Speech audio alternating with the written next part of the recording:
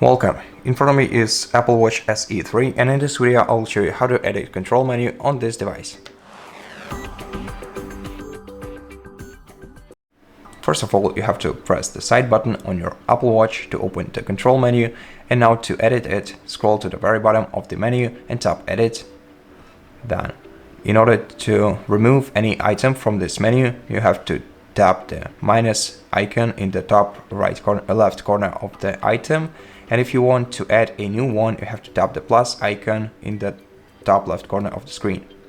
Then you're gonna have to either select one of the available items, suggested ones, the settings items, and additionally you can select an application that supports control center items or tiles.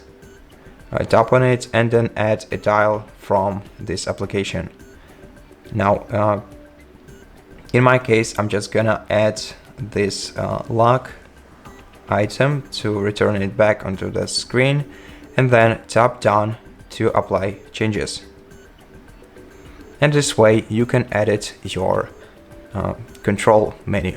Thank you for watching this video. If you liked it, consider subscribing to our channel, leave us a like in the comment below, and I'll see you in the next one.